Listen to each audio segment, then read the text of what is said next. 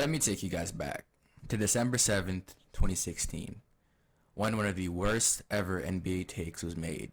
Let's look at why Lonzo Ball might be the next Steph Curry with a 40-inch vertical leap. Steph Curry with a 40-inch vertical.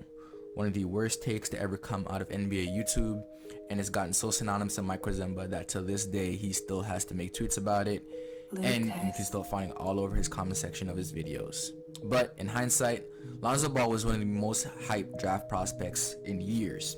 Being a perennial #1 player, going #2 to the LA Lakers, he was looked at as an amazing playmaker and a knockdown shooter. Now, as we all know, the first couple years in the NBA didn't look like it was going to pan out too well for him, since his shooting form was wonky coming in, and we all knew that. Well, we hoped it'd be effective, but it wasn't.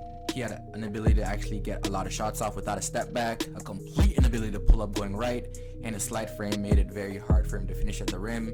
So it looked like he lacked confidence in his game, confidence in himself, and he didn't look like the same player you saw at UCLA.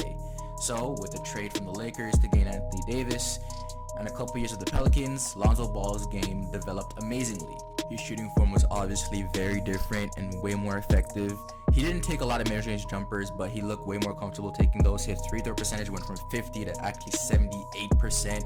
He looked more comfortable finishing around the rim. But the thing with New Orleans is that they wanted the ball in Brandon Ingram's and Zion's hands a lot. So Lonzo was relegated to more of a spot-up shooter role instead of the true point guard that he was meant to be. So this offseason, the Pelicans let him go and let him join the Bulls. And this preseason so far, let's just say Lonzo Ball looks like he's about to have a breakout season. And here's why. Now, as of right now, you're talking to someone that's been watching Lonzo Ball's game since his days at Chino Hills. I've seen the game against Mater Day where they completely blew them out the water in every single way possible. I love you, Pop. I've seen the game at Oregon at UCLA where he hit that step back 30-footer to put him away. I've seen his first season where he did amazing in the summer league, coming to regular season, got 29 points, his second game in the NBA. I've seen him play with LeBron and shown an amazing ability to play perimeter defense. I think statistically he was the best perimeter defender in the league. Seeing him go to the Pelicans, change his shot completely and turn into an amazing catch and shoot player. And I can say in almost every single one of these offenses, other than his first season in the NBA, Lonzo Ball has not been in a position to play the type of basketball that best suits his game. Since being at Chino Hills and UCLA, Lonzo Ball has always been work best in that fast pace, running up and down offense. Luke Walton, for some reason, loves to slow the game down. I don't know why. He tried it with the Lakers with Lonzo, didn't work. Went to the Kings, tried it with De'Aaron Fox, still didn't work, and people still think he's a okay coach, I guess, at least good enough to keep around. Stan Van Gundy likes more half-court offense, even though you have Zion and Lonzo on your team, and a young team that can definitely run up and down. And he relegated Lonzo to more of a catch and shooter instead of the ball in his hands to be a playmaker and run that offense.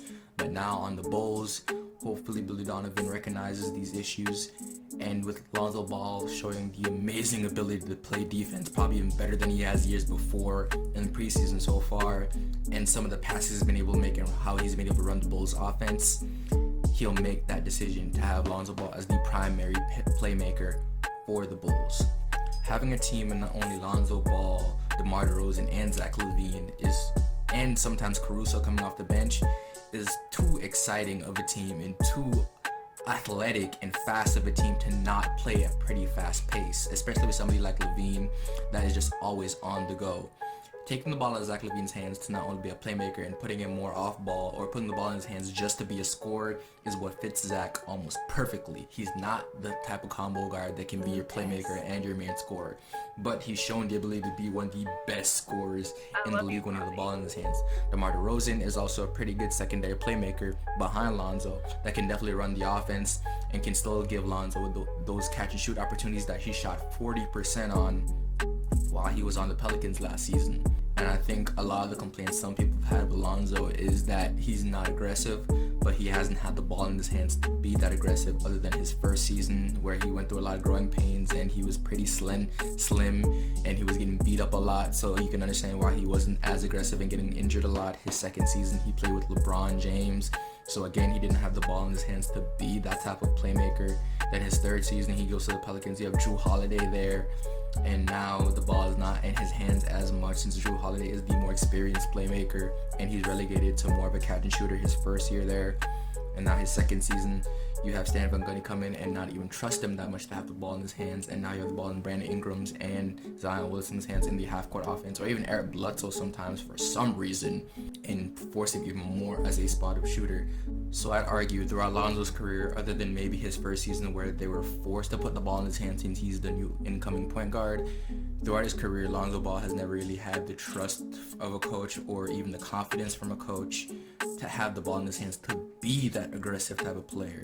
The only time you saw him aggressive last year is when he had the ball and he was forced to be a catch and shooter, and he was told just shoot the ball, and he did that at a pretty high clip. Now with the ball in his hands, you see him making the same quick reads, knowing how to position himself around the rim for easy, quick offensive rebounds sometimes, being a guard that's a great rebounder, having an amazing ability to work the pick and roll, always finding teammates that are cutting. He's just always been able to be that elite playmaker that your team needs, and I think for the Bulls to not only make it easier on Demar Derozan so he doesn't have to feel like he's on ball and taking some of those tough mid-range jumpers and taking the ball out of Zach Lavine's hands so he doesn't feel like he have to be that playmaker and just focus on being a scorer, allowing Vooch to get some easy buckets down low and also be a trailer.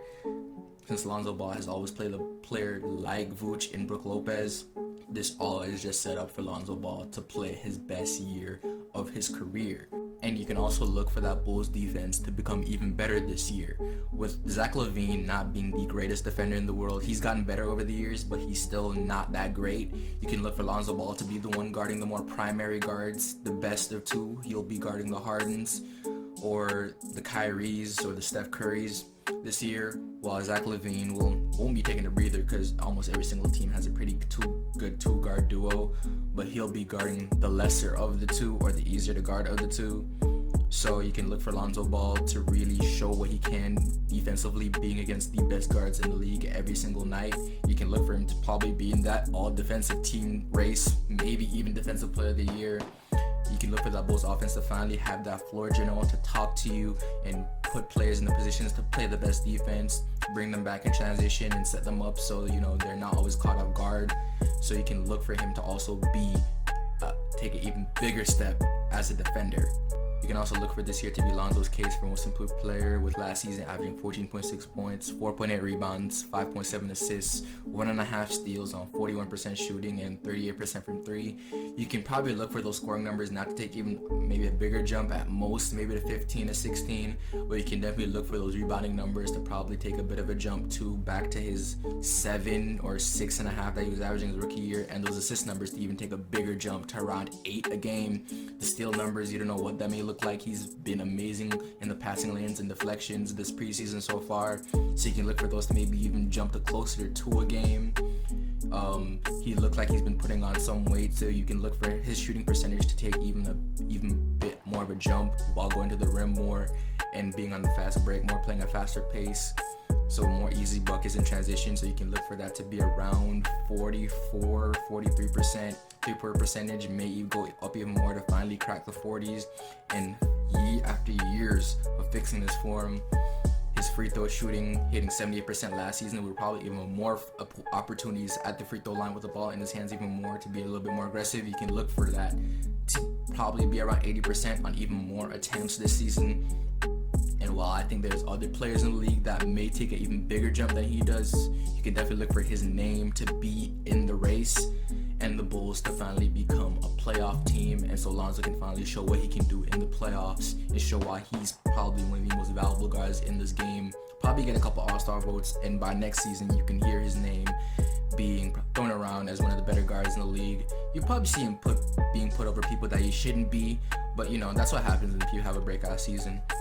But let me know what you guys think. Let me know if you think Lonzo is going to take an even bigger jump this season, if he's just going to be around the same, or if he's actually going to break into superstardom.